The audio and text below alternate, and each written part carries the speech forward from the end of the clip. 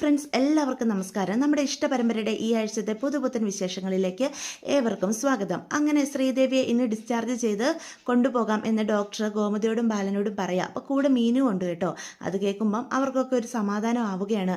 ദേവിമോക്ക് വേറെ കുഴപ്പമൊന്നും ഇല്ലല്ലോ അല്ലേ ഡോക്ടറെ എന്ന് ഗോമതി ചോദിക്കുക. ദേവിക്ക് ഇപ്പോൾ പ്രശ്നമൊന്നുമില്ല. ആ കുട്ടിക്ക് പ്രശ്നം മെൻ്റലിയാണ്, ഫിസിക്കലി ഓക്കെ ആയിട്ടാണ് വന്നിട്ടുണ്ട്. പക്ഷേ നിങ്ങളെല്ലാവരും കൊടുക്കുന്ന സപ്പോർട്ട് സ്നേഹമാണ് ഇപ്പം ആ കുട്ടിക്ക് കൊടുക്കാൻ പറ്റുന്ന ഏറ്റവും വലിയ മരുന്ന്. ചെറുതായിട്ട് സൂയിസൈഡ് ടെൻഡൻസി കാണിക്കുന്നുണ്ട്.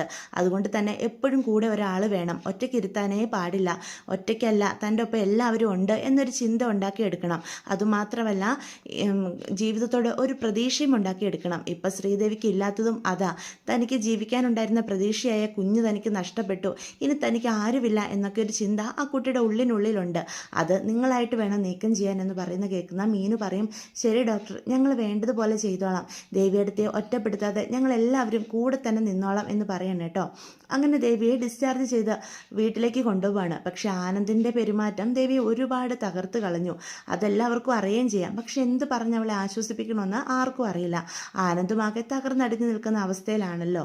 അപ്പോൾ വീട്ടിലേക്ക് ദേവി ചെന്ന് കഴിയുമ്പം ആരോടും ഒന്നും മിണ്ടാതെ അവളുടെ റൂമിൽ പോയി ഇങ്ങനെ ഇരിക്കുകയാണ് കേട്ടോ. അപ്പോൾ മീനുവാണെ ഓരോന്നൊക്കെ പറഞ്ഞ് മനസ്സ് മാറ്റാനായിട്ട് ശ്രമിക്കുന്നുണ്ടെങ്കിൽ പോലും മീനു പറയുന്നതൊന്നും കേൾക്കുന്നുണ്ട് എന്നല്ലാതെ യാതൊരുവിധ പ്രതികരണവും ദേവിയുടെ ഭാഗത്തു നിന്നുണ്ടാവുന്നില്ല. അതേസമയം നമ്മുടെ അനുശ്രീയാണെങ്കിൽ ദേവി വന്നിട്ടുണ്ടെന്ന് അറിഞ്ഞു കഴിയുമ്പം കുറ്റബോധം കൊണ്ട് ആ റൂമിലൂടെ ദേവി ഒന്ന് പോയി കാണാൻ പോലും പറ്റാതെ നടക്കുക. അപ്പം അനുൻ്റെ റൂമിലേക്ക് മീനു കയറി ചെല്ലുകയാണ്. അപ്പം മീനു ചോദിക്കുന്നുണ്ട്, നീ എന്താ ദേവിയടുത്തി വന്നിട്ട് ഒന്ന് പോയി കാണുപോലും ചെയ്യാത്തത് എന്ന് ചോദിക്കുക.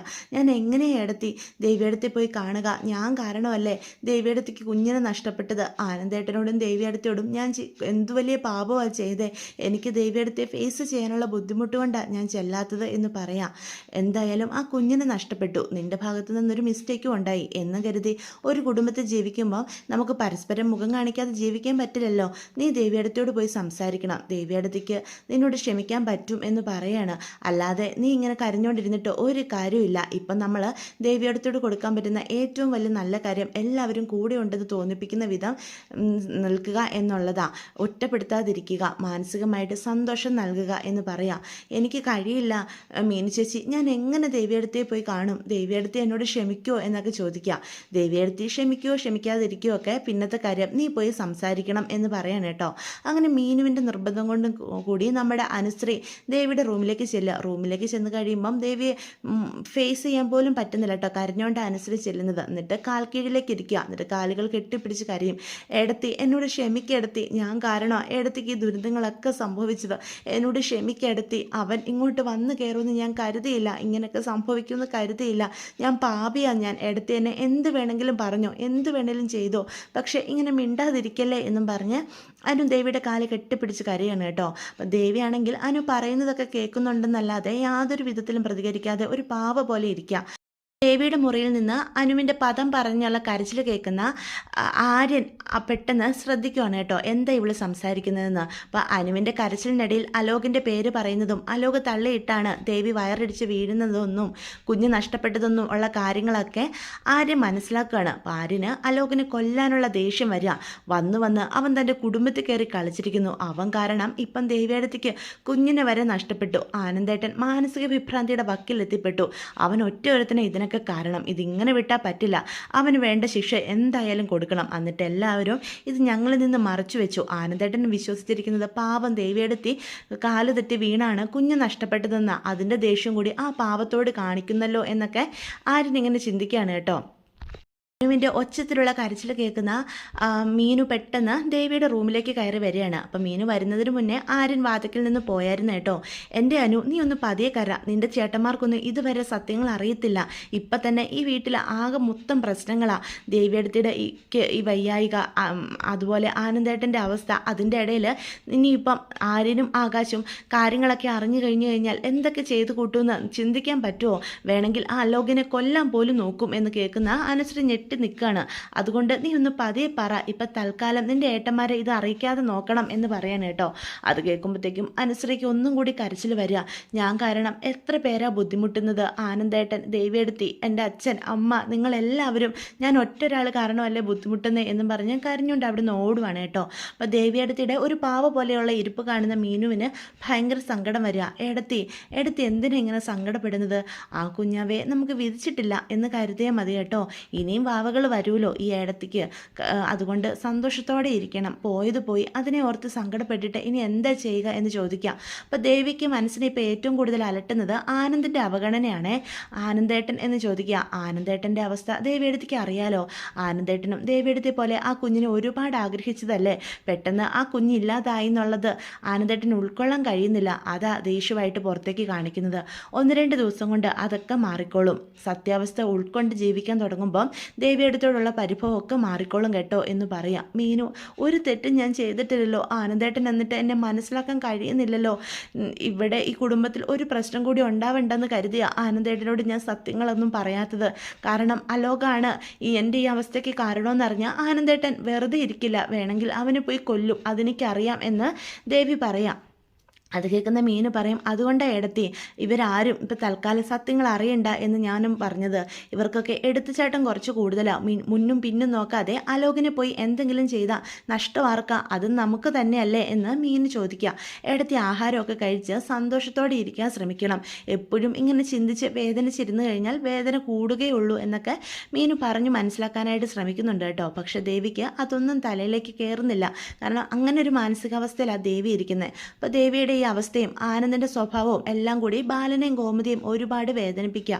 അപ്പോൾ ബാലൻ ചോദിക്കുന്നുണ്ട്, ദേവിമോളെ ആനന്ദും കൂടി വേദനിപ്പിക്കുക, ദേവിമോളുടെ അവസ്ഥ പോലും മനസ്സിലാക്കാതെ അവനും അവളോട് ദേഷ്യം കാണിക്കുന്നു എന്ന് പറയുമ്പം ഗോമതി പറയും, അവൻ്റെ അവസ്ഥയെ നമ്മൾ കണ്ടതല്ലേ ബാലേട്ട, ആ കുഞ്ഞിനെ ആനന്ദ് ഒരുപാട് ആഗ്രഹിച്ചിരുന്നതാ, അതില്ലെന്ന് കേട്ടതുകൊണ്ട് അവന് അത് ഉൾക്കൊള്ളാൻ സാധിക്കുന്നില്ല. ആ ദേഷ്യം ദേവിയോട് കൂടി കാണിക്കുന്നത്. പാവം, ദേവി ഒരു തെറ്റും ചെയ്തിട്ടില്ലല്ലോ, നമ്മുടെ മോള് ചെയ്ത തെറ്റിനുള്ള ഫലവും ദേവി അനുഭവിക്കുന്നത് എന്ന് ഗോമതി പറയൂട്ടോ. അത് കേൾക്കുന്ന ബാലൻ പറയും, അവൾ ഒറ്റ ഒരുത്തി കാരണമാണ് എന്തൊക്കെ നാശങ്ങളാണ് ഈ കുടുംബത്തിൽ സംഭവിച്ചത്. ഒന്നും അറിയാത്ത ഒരു കുഞ്ഞ് നഷ്ടപ്പെട്ടു, ഇപ്പം ഒരു പാവം പെണ്ണ് കിടന്ന് കഷ്ടപ്പെടുന്നു, എന്നിട്ടും ഇതൊക്കെ ആനന്ദിൽ നിന്ന് മറച്ചു വെക്കേണ്ട കാര്യമുണ്ടോയെന്നാണ് ഞാൻ ചിന്തിക്കുന്നത് എന്ന് പറയുന്ന ഗോമതി പറയും, പിന്നെ നമ്മൾ എന്താ ബാലേട്ട ചെയ്യുക.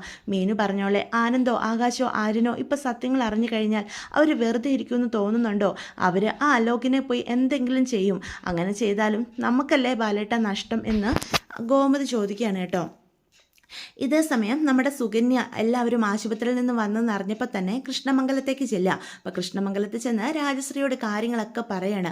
അലോകിനെ റൂമിൽ കയറ്റിയതും അലോക് അതിനകത്ത് പെട്ടുപോകുന്ന കാര്യവും അതുപോലെ ഗോമതിയെ കൊല്ലാൻ നോക്കുന്ന കാര്യവും തുടങ്ങി സർവ്വ കാര്യങ്ങളും നമ്മുടെ ദേവിയുടെ കുഞ്ഞു പോയ കാര്യങ്ങൾ ഉൾപ്പെടെ പറയാണ് കേട്ടോ. ഇത് കേൾക്കുമ്പോൾ രാജശ്രീക്ക് ഭയങ്കര ദേഷ്യം വരിക. ആ മീനാക്ഷി അവൾ തലക്കടിച്ച് എൻ്റെ മോനെ വീഴ്ത്തിയെന്നോ, എന്നിട്ട് നീ അതും കണ്ട് നോക്കിയിരുന്നോ സുകന്യെ എന്ന് സുകന്യോട് ചോദിക്കുക. അപ്പോൾ സുകന്യ പറയും, പിന്നെ അല്ലാതെ ഞാൻ എന്താ ചേച്ചി ചെയ്യുക, എനിക്ക് അലോകിനെ സപ്പോർട്ട് ചെയ്ത് സംസാരിക്കാൻ പറ്റുമോ എന്ന് ചോദിക്കാം. ഇതിങ്ങനെ വിട്ടാൽ പറ്റില്ല, അല്ലെങ്കിലും ആ കുടുംബത്തിൽ ഒരെല്ല് കൂടിയ എന്നവാ ആ മീനാക്ഷി, അവളെ വെറുതെ വിടാൻ പറ്റില്ല, അവൾക്കുള്ള ശിക്ഷ എന്താണെന്ന് വെച്ചാൽ അത് കൊടുക്കണം എന്ന് പറയാം. എൻ്റെ മോനെ വേദനിപ്പിച്ച ആരും അങ്ങനെ സന്തോഷത്തോടെ ജീവിക്കുന്നത് എനിക്ക് കാണണ്ട. നിനക്കറിയാവോ, ജീവിതത്തിൽ ആദ്യമായിട്ട് അവൻ എന്നോട് പോലും ദേഷ്യപ്പെട്ടു, അവിടുന്ന് വന്ന ആ വഴിക്ക് എന്നാ എനിക്കിപ്പോൾ മനസ്സിലാകുന്നുണ്ട് എന്നൊക്കെ രാജശ്രീ പറയാം. എന്തായാലും അവർക്കൊരു ശിക്ഷ കിട്ടിയല്ലോ, അവരെല്ലാവരും ആശിച്ചു മോഹിച്ചിരുന്ന ദേവിയുടെ കുഞ്ഞിനെ നഷ്ടപ്പെട്ടല്ലോ, ഇതിലും വലിയ ശിക്ഷയൊന്നും അവർക്കിനി ലഭിക്കാനില്ല. എന്തൊരു അഹങ്കാരമായിരുന്നു ആ ഗോമതിക്ക്, അതിപ്പം മാറി കിട്ടിയില്ലേ എന്നൊക്കെ ഇങ്ങനെ സംസാരിച്ചുകൊണ്ട് നിൽക്കുകയാണ്. അപ്പോൾ സുകന്യാണെങ്കിൽ രാജശ്രീയോട് സംസാരിച്ചതിന് ശേഷം പുറത്തേക്ക് ഇറങ്ങുമ്പം സുകന്യക്കകത്ത് അവിടെ നമ്മുടെ ഇന്ദ്രാമയും അതുപോലെ നന്ദിനിയും അനന്തനും ഒക്കെ നിൽക്കുക. അപ്പോൾ സുകന്യയോട് ചോദിക്കും, ആശുപത്രിയിലായ കാര്യമൊക്കെ പറയുന്നത്, അല്ല ഈയിടെ തീരെ വയ്യാതെ ദേവിയെ ആശുപത്രി കൊണ്ടുപോയിക്കുന്നത് ഞങ്ങൾ കണ്ടിരുന്നല്ലോ, എന്താ കാര്യം എന്ന് അനന്തൻ ഇങ്ങനെ ചോദിക്കുക. അത് പിന്നെ ദേവി ഒന്ന് വീണ് കുഞ്ഞ് നഷ്ടപ്പെട്ടു പോയി, അതുകൊണ്ട് ബ്ലീഡിംഗ് ആയിട്ട് ഹോസ്പിറ്റലിൽ കൊണ്ടുപോയതാ എന്ന് പറയാണ് കേട്ടോ. അത് കേൾക്കുന്ന ഇന്ദ്രാമ ആകെ തകർന്ന് നിൽക്കുക. അയ്യോ ഈശ്വര, ഞാനിത് എന്താ കേൾക്കുന്നേ, ആ കുഞ്ഞിനെ നഷ്ടപ്പെട്ടെന്നോ, എൻ്റെ ഈശ്വര, എല്ലാവരും എന്തുമാത്രം ആഗ്രഹിച്ചതാ എന്ന് പറയാണ് കേട്ടോ. അപ്പം നന്ദിനിക്കും അത് കേൾക്കുമ്പം ഒരുപാട് സങ്കടം വരിക. അതെങ്ങനെയാണ് ദേവി വീണത് എന്ന് ചോദിക്കുമ്പം സുകന്യ പെട്ടെന്ന് പറയും അത് പിന്നെ ബാത്റൂമിൽ തെന്നി വീണതാ എന്ന് അങ്ങ് കള്ളം പറയും. ഈ സമയത്ത് പെൺകുട്ടികളൊക്കെ നന്നായിട്ട് ശ്രദ്ധിക്കേണ്ട സമയമാണ്. ഇങ്ങനെയൊക്കെ സംഭവിച്ചാൽ കുട്ടിയെ നഷ്ടപ്പെടും. ദേവിമോക്ക് നല്ല ശ്രദ്ധയുള്ളതായിരുന്നല്ലോ, പിന്നെ എന്തു പറ്റി എന്നൊക്കെ ഇന്ദിരാമ്മ സങ്കടത്തോടു കൂടി പറയാം. അതറിയില്ല, വെള്ളം കിടന്നത് ദേവി കണ്ടില്ല, അങ്ങനെ വീണതാ എന്ന് പറയാണ് കേട്ടോ. ഇത് കേൾക്കുന്ന എല്ലാവർക്കും സങ്കടം വരുന്നുണ്ട്, നന്ദിനിക്കും അതുപോലെ അനന്തനും ഒക്കെ കേട്ടോ. പക്ഷെ രാജശ്രീക്കും അച്യുതനും ഈ വാർത്ത വളരെയേറെ സന്തോഷം നൽകിയ ഒരു വാർത്ത തന്നെയാണ്. അലോകിൻ്റെ പേര് ഒരു രീതിയിലും വലിച്ചഴയ്ക്കാത്ത രീതിയിലാണ് സുകന്യ കാര്യങ്ങളൊക്കെ അനന്തനോടും നന്ദിനിയോടും ഇന്ദിരാമ്മയോടും പറയുന്നത്. അപ്പം അവർ രാജശ്രീയുമായിട്ട് സംസാരിച്ച് പിരിയുന്നതിന് മുന്നേ തന്നെ അനുശ്രീയുടെ മനസ്സ് മാറാതെ എത്രയും പെട്ടെന്ന് അവളെ കൃഷ്ണമംഗലത്തെ എത്തിക്കണം എന്നൊരു തീരുമാനത്തിലും എത്തിച്ചേരുന്നുണ്ട് കേട്ടോ. അങ്ങനെയാണ് സുകന്യ വീട്ടിലേക്ക് കയറി ചെല്ലുന്നത്. വീട്ടിൽ കയറി ചെല്ലുമ്പം കുറ്റബോധത്തിൽ നീറിയിരിക്കുന്ന അനുശ്രീയുടെ അടുത്തേക്കാണ് സുകന്യ ചെല്ലുന്നത്. എന്നിട്ട് പറയും, ഞാൻ അലോകിൻ്റെ അടുത്താണ് ചെന്നത്, അവൻ്റെ അവസ്ഥ എത്ര പരിതാപകരമായിരുന്നെന്ന് നിനക്കറിയാവോ, ഞാൻ അവനെ സപ്പോർട്ട് ചെയ്ത് സംസാരിച്ചതൊന്നും അല്ല. മീനാക്ഷി തലക്കടിച്ച് വീഴ്ചിട്ട് അവന് നല്ല വേദന ഉണ്ടായിരുന്നത്രേ. പക്ഷേ അവൻ രാജശ്രീ ചേച്ചിയോടും അച്ചുവേട്ടനോടും ഒന്നും സത്യങ്ങൾ പറഞ്ഞിട്ടില്ല എന്ന് അവരുടെ സംസാരത്തിൽ നിന്ന് മനസ്സിലായി. ഇപ്പം പോലും നിന്നെയും നിന്റെ കുടുംബത്തെ രക്ഷിക്കാനാ പാവം ആ ചെറുക്കൻ നോക്കുന്നത്. എന്നിട്ട് നീ അവനോട് ഇപ്പം ഉള്ള സ്നേഹം എല്ലാം കളഞ്ഞ് ഇങ്ങനെ ഇരിക്കുമല്ലേ എന്ന് ചോദിക്കുക. സുകന്യ ചേച്ചി, ഞാൻ ഒരു തവണ ചേച്ചിയോട് പറഞ്ഞതാ അവനെ ന്യായീകരിച്ചുകൊണ്ട് എൻ്റെ അടുത്തേക്ക് വരണ്ടെന്ന്. അവൻ ഒറ്റ ഒരുത്തം കാരണമാണ് എൻ്റെ കുടുംബത്തിൽ ഈ നാശങ്ങളെല്ലാം സംഭവിച്ചത്. ചേച്ചിക്ക് അറിയോ, എൻ്റെ അച്ഛനും അമ്മയും പുറത്തുണ്ട്, അവരുടെ മുഖത്ത് നോക്കാനുള്ള ത്രാണി പോലും എനിക്കില്ല, അതുകൊണ്ടാണ് ഞാൻ ഈ റൂമിൽ തന്നെ ഇങ്ങനെ അടച്ചു പൂട്ടിയിരിക്കുന്നത് എന്ന് പറയാണ് കേട്ടോ. അപ്പം സുകന്യ പറയും, നീ ഇങ്ങനെ ഇരുന്നോ, നീയും കൂടി കാരണമാണ് ഈ കണ്ട സംഭവങ്ങളെല്ലാം ഉണ്ടായത്, നീയും അതിന് ഉത്തരവാദിയാ. അവൻ നിന്നോട് എത്ര തവണ ചോദിച്ചതാ ഒന്ന് ക്ഷമിക്കാൻ, നീ അതിന് സമ്മതിച്ചോ? നീ സമ്മതിച്ചിരുന്നെങ്കിൽ അവൻ ഇങ്ങോട്ട് കയറി വരുമായിരുന്നോ എന്ന് പറയാണ് കേട്ടോ. അപ്പം അലോകിനെ പറ്റിയും ചിന്തിച്ചുകൊണ്ട് അനുശ്രീ ഇരിക്കുകയാണ്. അനുശ്രീയുടെ മനസ്സ് വല്ലാതെ ഉഴയോ. ഒരു വശത്ത് അലോക്, ഒരു വശത്ത് തൻ്റെ കുടുംബം. എന്ത് തിരഞ്ഞെടുക്കണമെന്നറിയാതെ വല്ലാത്തൊരു അവസ്ഥയിലേക്ക് സുകന്യ അനുശ്രീയെ കൊണ്ട് വിടുകയാണ്. അപ്പം സുകന്യ മനസ്സ് ചിന്തിക്കാം, ഇവളുടെ മനസ്സ് മാറി വരുന്നുണ്ട്. ഇങ്ങനെ ഇടയ്ക്കിടയ്ക്ക് ഓരോ ഡോസ് കൊടുത്തു കഴിഞ്ഞാൽ ഇവള് പഴയ ഞാൻ പറയുന്ന എന്തും അനുസരിക്കുന്ന അനുശ്രീയായി മാറും. അങ്ങനെ ഇവളെ ഇനി അധിക ദിവസം ഇവിടെ നിർത്താൻ പാടില്ല. എത്രയും പെട്ടെന്ന് കൃഷ്ണമംഗലത്ത് ഇവളെ എത്തിക്കുന്ന രീതിയിൽ വേണം ഇനി എന്തെങ്കിലും പ്രവർത്തിക്കാൻ എന്നൊക്കെ ചിന്തിച്ച് അവിടുന്ന് സുകന്യ അങ്ങോട്ട് പോവാണ് കേട്ടോ. അപ്പം സത്യങ്ങളൊക്കെ അറിഞ്ഞ ആരിനാണെങ്കിൽ അതേസമയം ആകാശിനോട് പോയാൽ ഇക്കാര്യങ്ങളൊക്കെ പറയാം. അപ്പം ഈ കാര്യങ്ങളൊക്കെ ആരിൽ നിന്നറിയുന്ന ആകാശിന് അലോകിനെ കൊല്ലാനുള്ള ദേഷ്യം വരികയാണ്. അപ്പം ആകാശ് പറയും, എടാ ഇതിങ്ങനെ വെറുതെ വിട്ടാൽ പറ്റില്ലല്ലോ, നമ്മളിൽ നിന്ന് എല്ലാവരും കൂടി മറച്ചു വെച്ചതല്ലേ, എന്നിട്ട് നീ അനുവിനോട് ഇത് ചോദിച്ചല്ലേ എന്ന് ആകാശ് ചോദിക്കും.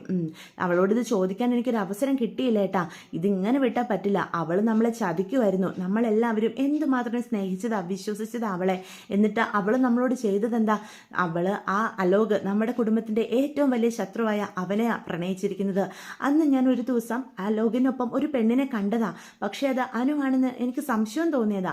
ഞാൻ വന്ന് മിത്രയോട് പറഞ്ഞപ്പം മിത്ര പറഞ്ഞു, ഒരിക്കലും അനുമോൾ അങ്ങനെ ഒരു തെറ്റ് ചെയ്യില്ല, മറ്റാരുടെ കൂടെ അവൾ സ്നേഹത്തിലായാലും അലോകിൻ്റെ ഒപ്പം ആവത്തില്ല എന്നൊക്കെ പറഞ്ഞപ്പം ഞാൻ നമ്മുടെ അനുവിനെ വിശ്വസിച്ച് പോയേട്ടാ. പക്ഷെ അവൾ നമ്മളെ ചതിക്കുമായിരുന്നു. ഇപ്പം കണ്ടില്ലേ, അവനെ നമ്മുടെ വീട്ടിൽ കയറി വരെ അവൾ സഹായിച്ചു. അവളെ തേടി അവൻ റൂമിൽ വരെ വന്നു, അവളുടെ റൂമിൽ നിന്ന് നാട്ടുകാരെ അവനെ പിടിച്ചിരുന്നെങ്കിലത്തെ അവസ്ഥ ഏട്ടനൊന്ന് ആലോചിച്ച് നോക്കിക്കേ. പിന്നെ നമുക്ക് ആർക്കെങ്കിലും മാന്യമര്യാദയോടെ നടക്കാനായിട്ട് സാധിക്കുമായിരുന്നോ എന്നൊക്കെ ചോദിക്കാം. അവളുടെ ജീവിതം എന്തായി തീരുമായിരുന്നു. ഇപ്പം കണ്ടില്ലേ, ദേവിയടുത്തേക്ക് കുഞ്ഞിനെ നഷ്ടപ്പെട്ടു, ഏടത്തിയുടെയും നമ്മുടെ ആനന്ദേട്ടൻ്റെ അവസ്ഥ എന്താ, ഇതിനൊക്കെ കാരണം അനു ഒറ്റ ഒരാളാ എന്ന് ആര്യൻ ആകാശിനോട് പറയാണ് കേട്ടോ. ഇതൊക്കെ കേൾക്കുന്ന ആകാശിനും അനുവിനെ കൊല്ലാനുള്ള ദേഷ്യം വരിക. അവളോടത് ചോദിച്ചിട്ട് തന്നെ കാര്യം എന്നും പറഞ്ഞ് ആകാശ് പോകാൻ തുടങ്ങുമ്പോൾ ആര്യം പറയും, ഏട്ടൻ ഇവിടെ നിൽക്കുക, തൽക്കാലം അവളോട് ഞാനിതൊക്കെ ഒന്ന് ചോദിച്ച് മനസ്സിലാക്കട്ടെ, അവളെ വെറുതെ വിടാൻ ഞാൻ ഉദ്ദേശിച്ചിട്ടില്ല, അവളുടെ ഒരു പ്രേമം, നമുക്ക് എത്ര നഷ്ടങ്ങൾ അവളുടെ ഒരു പ്രണയം കൊണ്ട് വരുത്തി വെച്ചിരിക്കുന്നത്, നമ്മുടെ ആനന്ദേട്ടൻ എന്തുമാത്രം തകർന്നു പോയി, പാവം ദേവിയെടുത്തി ഇപ്പം അതൊരു ജീവശവമായിട്ട് ആ റൂമിൽ കിടക്കുന്നത് എന്നൊക്കെ പറയാണ് കേട്ടോ. അപ്പോൾ ആരും ദേഷ്യത്തോടെ അകത്തേക്ക് അനുവിൻ്റെ റൂമിലേക്ക് കയറി ചെല്ലുകയാണ്. അവിടെ ഇരുന്ന് കരയുന്ന അനുവിൻ്റെ മുടിയിൽ പിടിക്കുക. എടി നശിച്ചവളെ, നീ എന്തൊക്കെയാണ് ചെയ്തു വെച്ചിരിക്കുന്നത്, നിന്റെ ഒരു സ്നേഹം, നീ ഞങ്ങളെല്ലാം കൂടി ചതിച്ചിട്ട് അവനെ സ്നേഹിച്ചല്ലേ ആ അലോകിനെ, അവൻ ഒറ്റ ഒരുത്തം കാരണമല്ലേടി ദേവിയെടുത്തേക്ക് കുഞ്ഞിനെ നഷ്ടപ്പെട്ടത്, ഈ കുടുംബം ഇതുപോലെ പ്രശ്നങ്ങളിലേക്ക് വീഴുന്നത്, നിനക്ക് എങ്ങനെ തോന്നിയടി ഈ കുടുംബത്തെ ചതിക്കാൻ എന്നൊക്കെ പറയുകയാണ് കേട്ടോ. അത് കേൾക്കുമ്പം അനുശ്രീയാണ് കരഞ്ഞുകൊണ്ടിരിക്കുക. ഏട്ടാ എന്നോട് ക്ഷമിക്കേട്ടാ, എനിക്കൊരു അബദ്ധം പറ്റിപ്പോയതാ, അബദ്ധം പോലും ഒരു ജീവൻ ഇല്ലാതാക്കിയിട്ട് നിനക്ക് എങ്ങനെ ഇങ്ങനെ ഇരിക്കാൻ കഴിയുന്ന അനുശ്രീ, ഇത്രയും വലിയൊരു ചതി നിനക്ക് എങ്ങനെ ഞങ്ങളോട് ചെയ്യാൻ സാധിച്ചു, അച്ഛനും അമ്മയും ഞങ്ങൾ ഏട്ടന്മാരും ഒക്കെ തരുന്ന സ്നേഹം നിനക്ക് പോരാന്ന് തോന്നിയോ? അതുകൊണ്ടാണോ ആ കൃഷ്ണമംഗലത്തെ അലോകിനെ തന്നെ കയറി നീ പ്രേമിച്ചത് എന്നൊക്കെ ചോദിക്കുകയാണ് കേട്ടോ. അപ്പം ആര്യനാണെങ്കിൽ അനുവിനെ ഉപദ്രവിക്കുന്ന കണ്ടുകൊണ്ട് മീന് വരിക. എന്നിട്ട് മീന് പറയും, എടാ നീ എന്താ ഇവളെ ഈ ചെയ്യുന്നത് എന്ന് ചോദിച്ച് ആര്യനെ പിടിച്ചു മാറ്റുക. ഏടത്തി ഇതിൽ ഇടപെടണ്ട, ഇവള് കാരണമല്ലേ ദേവിയേടത്തേക്ക് ഈ അവസ്ഥ വന്നത്, നമ്മുടെ കുടുംബം ഈ തീരാ നോവിലേക്ക് പോയത്. എന്നിട്ട് അവൾ ഇവിടെ കയറി ഇരിക്കുന്ന കണ്ടില്ലേ? അനുമോള് അപ്പം കരഞ്ഞുകൊണ്ടിരിക്കുക. ഏയ് കഴിഞ്ഞത് കഴിഞ്ഞു, ഇനി പരസ്പരം പഴി ചാരിയിട്ട് എന്താ ആര്യ പ്രയോജനം? അതുകൊണ്ട് നീ അവളെ തല്ലിയതുകൊണ്ട് നമുക്ക് പോയ കുഞ്ഞിനെ തിരിച്ചു കിട്ടുമോ എന്ന് ചോദിക്കുക. എന്നിട്ട് ഒരു വിധത്തിൽ ആര്യനെ മാറ്റി നിർത്തുക. ഇപ്പം നമ്മൾ ആദ്യം ശ്രമിക്കേണ്ടത് നമ്മുടെ ആനന്ദേട്ടനും ദേവിയെടുത്തെയും ഈ പ്രശ്നങ്ങളിൽ നിന്നൊക്കെ പുറത്തു കൊണ്ടുവരിക എന്നുള്ളതാണ്. അവർ മാനസികമായിട്ട് ആകെ തകർന്നു നിൽക്കുക. ഈ അവസ്ഥയിൽ ഈ കാര്യങ്ങളൊക്കെ ആനന്ദേട്ടനെ അറിയിക്കാൻ പോയി കഴിഞ്ഞാൽ ആനന്ദേട്ടൻ എന്തൊക്കെ ചെയ്യുമെന്ന് നിങ്ങൾ ചിന്തിച്ചിട്ടുണ്ടോ എന്നൊക്കെ മീനു സമാധാനത്തോടെ ആര്യനോട് പറയാണ് കേട്ടോ. അത് കേൾക്കുന്ന ആര്യം പറയും, എന്ത് ചെയ്യാൻ, അവനെ പോയി കൊല്ലുമായിരിക്കും, അവനെയൊക്കെ അന്ന് കൊല്ലാതെ വിട്ടതാ ഞാൻ ചെയ്ത തെറ്റ്. നമ്മുടെ കുടുംബത്തിൽ കളിച്ച് അവൻ എന്തൊക്കെയാണ് ചെയ്യുന്നത്, ഇപ്പം അവൻ കാരണം നമ്മുടെ കുടുംബത്തിൽ ഒരു നഷ്ടം കൂടി സംഭവിച്ചിരിക്കുക, ഇനിയും അവനെ വെറുതെ വിടാൻ ഞാൻ ഉദ്ദേശിക്കുന്നില്ല എന്നും പറഞ്ഞ് ആര്യനാണെങ്കിൽ ദേഷ്യപ്പെട്ട് നിൽക്കുമ്പം ആകാശം അങ്ങോട്ട് വരികയാണ് കേട്ടോ. അപ്പോൾ ആകാശം നല്ല ദേഷ്യത്തിലാണെന്ന് കാണുന്ന മീനു ഒരു വിധത്തിൽ രണ്ടുപേരും കൂടി സമാധാനിപ്പിക്കുവാണ്. അപ്പോൾ ഈ ബഹളങ്ങളെല്ലാം കേട്ട് ബാലനും ഗോമതിയും ഒക്കെ അങ്ങോട്ട് വരിക. അപ്പോൾ ബാലൻ പറയും, എന്താ പ്രശ്നം? അപ്പം ആര്യം പറയും, ഞങ്ങൾ കാര്യങ്ങളൊക്കെ അറിഞ്ഞു, നിങ്ങളെല്ലാവരും ഞങ്ങളിൽ നിന്ന് എത്ര മൂടി വയ്ക്കാൻ ശ്രമിച്ചാലും ഞങ്ങളത് അറിയാതിരിക്കുമെന്നാണോ കരുതിയത്? ദേവിയടുത്തേക്ക് ഈ അവസ്ഥ വരുത്തിയത് ആ അലോകല്ലേ, അവനെ വെറുതെ വിടുന്നില്ല, അവനെ വീട്ടിൽ ചെന്ന് ഞാൻ ചോദിച്ചിട്ടേ ഉള്ളൂ എന്ന് പറഞ്ഞ് പോകാൻ നിൽക്കുന്ന ആര്യനെ ബാലൻ തടഞ്ഞു നിർത്തുക. നീ എന്താ ഈ പറയുന്നത്? ഇപ്പോൾ തൽക്കാലം അവനോടൊന്നും ചോദിക്കാൻ നിൽക്കണ്ട. ആനന്ദിൻ്റെ അവസ്ഥ നിങ്ങളും കാണുന്നതല്ലേ, അവനാകെ തരിപ്പണമായിട്ട് നിൽക്കുക. ഈ മാനസികാവസ്ഥയിൽ അലോകാണ് തൻ്റെ കുഞ്ഞിൻ്റെ നഷ്ടത്തിന് കാരണമെന്ന് അറിഞ്ഞു കഴിഞ്ഞാൽ അവനത് എങ്ങനെ ഉൾക്കൊള്ളുമെന്ന് നിങ്ങൾ ചിന്തിച്ചിട്ടുണ്ടോ? അവൻ്റെ മാനസിക നില തെറ്റ് പോലെയുള്ള പെരുമാറ്റമോ, വേണമെങ്കിൽ ആ കുടുംബത്തിൽ കയറി അവനെ കൊല്ലും. നിങ്ങളുടെ ഏട്ടൻ ഒരു കൊലപാതകയാകാൻ നിങ്ങൾ ആഗ്രഹിക്കുന്നുണ്ടോ എന്നൊക്കെ ബാലൻ ചോദിക്കുകയാണ് കേട്ടോ. അത് കേൾക്കുന്ന ആര്യനും ആകാശവും പരസ്പരം നോക്കുക. അപ്പം മീനും പറയും, അതെ അച്ഛൻ പറയുന്നത് ശരി, തൽക്കാലം ഇതിപ്പം ആനന്ദേട്ടൻ നിങ്ങൾ വഴി അറിയരുത്. നിങ്ങളിപ്പോൾ കൃഷ്ണമംഗലത്ത് പോയി ഒരു പ്രശ്നം ഉണ്ടാക്കി കഴിഞ്ഞാൽ അത് ആനന്ദേട്ടൻ അറിയും. അതുകൊണ്ട് ദയവ് ചെയ്ത് ഒന്ന് സമാധാനപ്പെടാൻ നമുക്ക് അവസരം വരും, അപ്പം അവനെ നമുക്ക് ചോദ്യം ചെയ്യാം എന്ന് പറയാണ് കേട്ടോ. അന്നേരം ആകാശും ആര്യനും അച്ഛനും കൂടി ഇങ്ങനെ പറഞ്ഞതുകൊണ്ട് ഒരു വിധത്തിൽ സമാധാനത്തോടെ പുറത്തോട്ട് പോവാം. എന്നിട്ട് ആര്യം പറയും, ഇതൊക്കെ ഇവിടുത്തെ പ്രശ്നം, അവൻ എന്ത് ചെയ്താലും പിന്നെ എന്നും പറഞ്ഞ് മാറ്റിവെക്കും. അതുകൊണ്ട് എന്താ, അവൻ അതൊരു ലൈസൻസ് ആയിട്ട് എടുത്തിരിക്കുക. ഇവിടെ വന്ന് എന്ത് ചെയ്തു കൂട്ടിയാലും ആരും ചോദ്യം ചെയ്യാൻ പോകത്തില്ലെന്നേ അവന് നന്നായിട്ട് അറിയാം എന്നൊക്കെ ആര്യൻ ആകാശിനോട് പറയാം. അപ്പം ആകാശ് പറയും, നമ്മൾ എന്ത് ചെയ്യാനാ, പാവം നമ്മുടെ ഏടത്തി, അച്ഛൻ അങ്ങനെ പറഞ്ഞെന്ന് കരുതി ഇതങ്ങനെ വെറുതെ വിടരുതടാ, അവനോട് നമുക്ക് ചോദിക്കണം. നമ്മുടെ ഏടത്തിയുടെ ഈ അവസ്ഥയ്ക്ക് കാരണമായവനെ നമ്മൾ അങ്ങനെ വെറുതെ വിടാൻ പാടില്ല. ആനന്ദേട്ടൻ അറിയാതെ നമുക്ക് പലതും ചെയ്യാലോ എന്ന് പറയാം. അത് കേൾക്കുന്ന ആര്യനും ആകാശിനോട് സമ്മതം പറയാണ് കേട്ടോ. ഇതേസമയം കാര്യങ്ങളൊക്കെ അറിഞ്ഞ് ഇന്ദ്രാമ ഗോമതിയെ കണ്ടെന്ന് സംസാരിക്കാൻ വേണ്ടി ഗേറ്റിൻ്റെ സൈഡിലേക്ക് വരികയാണ്. അപ്പം ഇന്ദ്രാമയെ കാണുന്ന ഗോമതി അടുത്തേക്ക് ഇറങ്ങി ചെല്ലുക. എന്തൊക്കെയാണ് ഗോമതി സംഭവിക്കുന്നത് എന്ന് ചോദിക്കുക. എനിക്കൊന്നും അറിയില്ലമ്മേ, ഞങ്ങളുടെ കുടുംബം അത് നശിച്ചു. ഞങ്ങളുടെ കുടുംബത്തിൽ എത്ര പ്രതീക്ഷയോടെയാണ് ആ കുഞ്ഞിൻ്റെ വരവിനായി കാത്തിരുന്നത്, ആ കുഞ്ഞു പോലും ഞങ്ങൾക്ക് നഷ്ടപ്പെട്ടമ്മേ എന്ന് പറഞ്ഞ ഗോമതി കരയാണ്. എന്താ മോളെ സംഭവിച്ചത്? ദേവിമോള് വീണു എന്ന് പറഞ്ഞല്ലോ. ദേവിമോള് വീണതല്ലമ്മേ, വീഴ്ത്തിയതാ എന്നപ്പം ഗോമതി പറയാ. വീഴ്ത്തുകയോ? നീ എന്താ ഈ പറയുന്നത്? അതേ അമ്മേ, അലോക് അനുവിൻ്റെ റൂമിൽ കയറി ഒളിച്ചിരുന്നമ്മേ. അവൻ എന്നെ കൊല്ലാൻ നോക്കിയപ്പോൾ ദേവി പിടിച്ചു മാറ്റാൻ ശ്രമിച്ചതാ. അവളെ പിടിച്ച് അവൻ ഉന്തിയിട്ടതാ. അങ്ങനെ വയറിടിച്ച് ദേവി വീഴുന്നത്. നീ എന്തൊക്കെയാ പറയുന്നത്? അലോക് ദേവമംഗലത്ത് കയറിയെന്നോ? പക്ഷേ അങ്ങനെയല്ലല്ലോ സുകന്യ പറഞ്ഞത് എന്ന് ചോദിക്കുക. അത് പ്രശ്നമാവേണ്ടെന്ന് കരുതിയാവും സുകന്യ സത്യം പറയാത്തതെന്ന് പറയാണ്. എങ്കിലും ഇതങ്ങനെ വിട്ടാൽ പറ്റില്ല. ആ നാശം പിടിച്ചവനോട് ഞാൻ ഇതിനെപ്പറ്റി ചോദിക്കുന്നുണ്ട്. ഒന്നും വേണ്ടമ്മേ, ഇനി എന്ത് ചോദിച്ചിട്ട് എന്താ, ഞങ്ങൾക്ക് നഷ്ടപ്പെടാനുള്ളത് നഷ്ടപ്പെട്ടില്ലേ, ഇപ്പം ഇത് കൂടുതൽ പ്രശ്നങ്ങളിലേക്ക് പോവല്ലേ ഉള്ളൂ എന്ന് ചോദിക്കുകയാണ്. നീ അങ്ങനെ കരുതണ്ട, അവനും കാരണമാണ് നിന്റെ കുടുംബത്തിൽ ഇത്രയും വലിയ നഷ്ടം ഉണ്ടായതെങ്കിൽ അത് നീ ചോദിക്കുക തന്നെ വേണം എന്ന് പറയാണ് കേട്ടോ. അത് കേൾക്കുമ്പോഴത്തേക്കും ഗോമതി പറയും, ഇനി ഞാൻ വെറുതെ ഇരിക്കാൻ എന്തായാലും ഉദ്ദേശിച്ചിട്ടില്ലമ്മേ. ദേവിമോളും ആനന്ദിൻ്റെയും അവസ്ഥയൊന്ന് ശരിയാക്കട്ടെ, എന്ത് ചെയ്യണമെന്ന് എനിക്കും അറിയാം എന്ന് ഗോമതി വല്ലാത്തൊരു ഭാവത്തോട് പറയാണ് കേട്ടോ. അപ്പം ഇന്ദ്രമ്മ ഇവൾ എന്താ ഉദ്ദേശിക്കുന്നത് എന്നുള്ള രീതിയിൽ ഗോമതി തന്നെ നോക്കുവാണ്. പക്ഷെ കൂടുതലൊന്നും ചോദിക്കുന്നില്ല കേട്ടോ.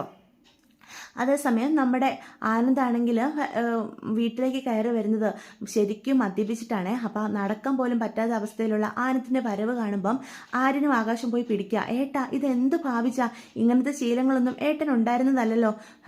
വിടടാ, എൻ്റെ ജീവിതം തന്നെ നശിച്ചു. ഇനി ഞാൻ ആർക്കു വേണ്ടിയാണ് ജീവിക്കുന്നത്? എൻ്റെ കുഞ്ഞു പോയി, എനിക്കിനി ആരുമില്ല എന്നും പറഞ്ഞ് കരയാം. അപ്പോൾ പിന്നെ ഞങ്ങളൊക്കെ ആരാ? നിങ്ങളുള്ളത് കൊണ്ടാണ് നിങ്ങളുടെ ഏട്ടൻ ജീവനോടെ ഇരിക്കുന്നത്. എനിക്ക് ആരെയും കാണണ്ട, എനിക്ക് മരിച്ചാൽ മതി, എൻ്റെ കുഞ്ഞിൻ്റെ ഒപ്പം എനിക്കും പോകണം എന്നൊക്കെ പറഞ്ഞ് വല്ലാത്ത പിച്ചും പേയൊക്കെ പറയണം കേട്ടോ. അപ്പം ആനന്ദിനെ കൊണ്ട് ആകാശവും ആര്യനും കൂടി വരുന്ന കാണുന്ന ബാലനും ഗോമതി ഇറങ്ങിച്ചില്ല.